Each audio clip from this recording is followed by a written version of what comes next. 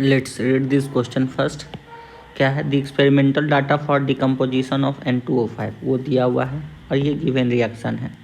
Okay और इन gas phase reaction at 318 kelvin, ये पूरा टेबल दिया हुआ है। टी सेकंड पे टाइम 0, 400, 800, 1200 सो ऑन दिया रखा है और कॉन्सनट्रेशन N2O5 का इंटू 10⁻² के ऑर्डर में दे रखा है, यानी 1.63, 1.8, 400, 1.36 इसी तरीके से सो ऑन दे रखा है। फर्स्ट क्या कह रहा है? Plot the N2O5 against time, यानी कॉन्सनट्रेशन ऑफ N2O5 का टाइम के अगेंस्ट हमने ड्रॉ करना है।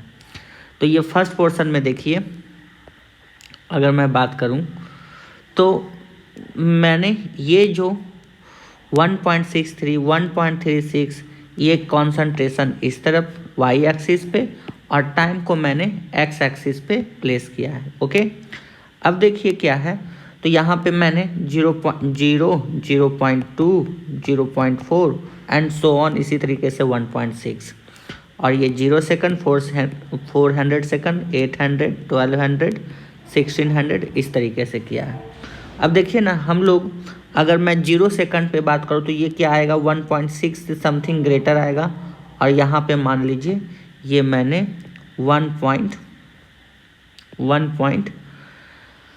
क्या तो 63 के लिए किया है, फिर ये 1.36 के लिए किया है, फिर ये यहाँ पे 1.14 है तो ये पोर्शन दिखा रहा है, 0.93 है तो ये यहाँ पे दिखा रहा है, 0.78 है तो ये इस पॉइंट को रिप्रेजेंट कर रहा है, 0.64 तो ये यहाँ रिप्रेजेंट कर रहा है, फिर 0.53 ये इस पोर्शन पे है, 0.43 ये यहाँ है और 0.35 ये यहाँ है। अब हम लोग क्या करेंगे, तो इस लाइन को सिर्फ क्या कर दे रहे हैं? मैच कर दे, मिला दे रहे हैं, तो ये ऐसा ग्राफ जाएगा। ओके नाउ सेकंड पार्ट में क्या कह रहा है? Find the half life period of this reaction. इस रिएक्शन का हाफ लाइफ पीरियड कैलकुलेट करना है। तो इनिशियल कॉन्सेंट्रेशन ऑफ N2O5 वो क्या दिया हुआ है? 1.63 इंटू 10⁻⁻2 है ना, क्या दिया हुआ है? 10⁻+2। ओके तो अब at t equal to t half इसका कॉन्सेंट्रेशन क्या हो जाएगा? A0/2,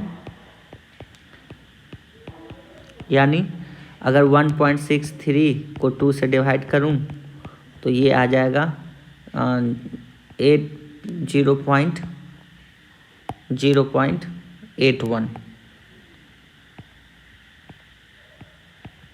into 10⁻²। ओके 0.815 आएगा। तो इतना कॉन्सेंट्रेशन पे, तो इतनी कॉन्सेंट्रेशन के आसपास तो 0.81 क्या है? ये यहाँ से ये लगभग 8 के आसपास पे है और ये 81 पे होगा, है ना। तो 81 के करस्पॉन्डिंग अगर हम लोग ग्राफ देखते हैं तो इसका हाफ लाइफ पीरियड कितना आ रहा है?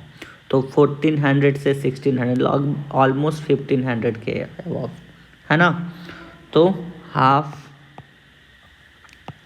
Life period will be 1400 to 1500 almost. Okay clear है। Now it's third part, draw a graph between log N2O5 and T। तो इसके लिए अगर log N2O5 के लिए थर्ड पार्ट में हम लोग कैलकुलेट करते हैं तो जो कॉन्सेंट्रेशन पता है इसके कोरस्पॉन्डिंग हम लोग log N2O5 का वैल्यू कैलकुलेट करते हैं। तो देखिए ना, इस सब के कॉन्सेंट्रेशन के कोरस्पॉन्डिंग log N2O5 का मैंने डिफरेंट कैलकुलेट करके रख रखा है, चार्ट ये बना दिया है। अब देखिए ना, उसके ग्राफ को मैंने यहाँ पर 0 ये जो log का वैल्यू है ना उसके अकॉर्डिंग मैंने ये टाइम वर्सेस कॉन्सेंट्रेशन को प्लेस किया है। और अगर हम लोग अब ध्यान दें तो देखिए ये किस पॉइंट पे है, तो जहाँ जिस पॉइंट पे जा रहा है वो उस पॉइंट पे मैंने क्या किया है, तो इसको ये ओके, वो उस पॉइंट पे मैंने ये कर रखा है ना। अब सभी पॉइंट्स को क्या कर रहे हैं, इसको ऐड कर रहा हूँ। ये ऐड किया तो कैसा आया है, स्ट्रेट लाइन आया है। तो ये इसका लास्ट पार्ट में इसके थर्ड पार्ट में हम लोग क्या देखे थे कि लॉग वर्सेस कौन सा टाइम का लॉग वर्सेस टाइम का ग्राफ देखे तो स्ट्रेट लाइन आया। तो इसका मतलब ये किस ऑर्डर का रिएक्शन है, फर्स्ट ऑर्डर का रिएक्शन है। तो फर्स्ट ऑर्डर का रिएक्शन है तो rate equal to k into N2O5 to the power 1 होगा। Okay, now calculate the rate constant.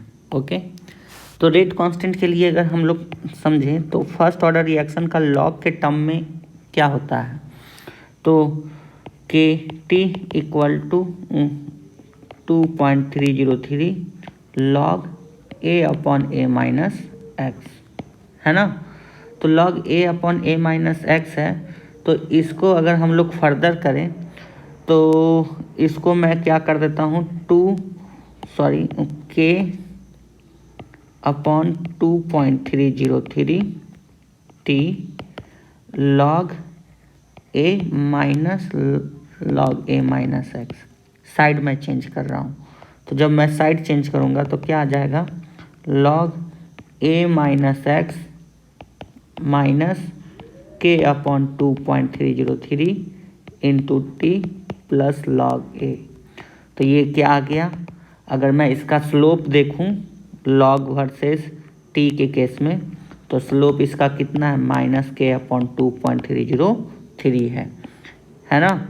तो ये जब स्लोप है तो अब इसी स्लोप का यूज़ करूँगा इस ग्राफ को सॉल्व करने में,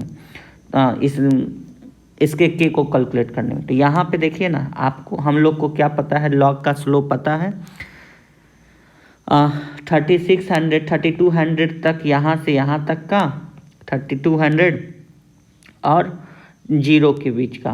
तो देखिए ना 3200 पर कितना वैल्यू है, -2.46 और 0 पे कितना है, -1.79। तो इसका स्लोप क्या हो जाएगा, अगर मैं स्लोप की बात करूं तो -2.46 -1.79 divided by 3200 minus 0 equal to minus के अपॉन 2.303।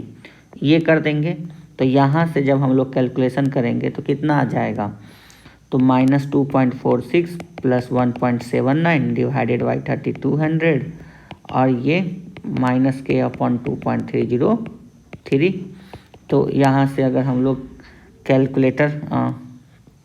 अगर हम लोग इसका वैल्यू कैलकुलेट कर लूँ तो क्या होगा, 2.46 1.79 736 यानी 0.67 माइनस 0.67 डिवाइडेड बाई 3200 माइनस के अपॉन 2.303 माइनस माइनस कैंसिल और के का वैल्यू आ जाएगा 2.303 into 0.67 divided by 3200।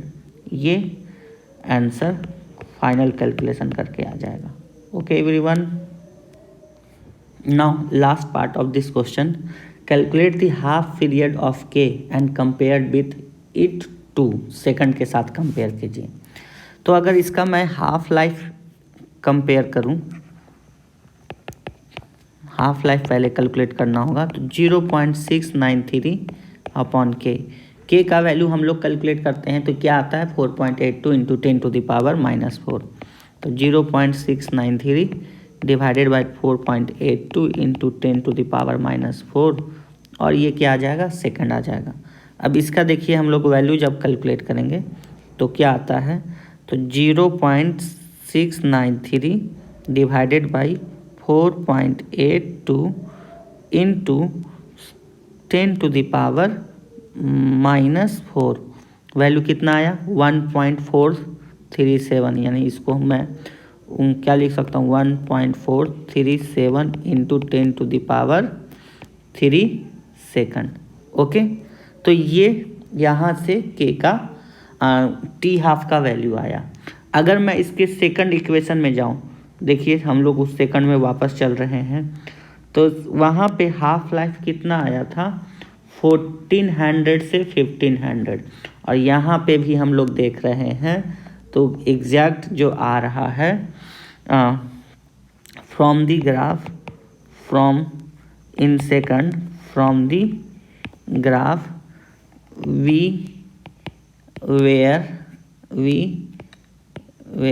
able to find a range of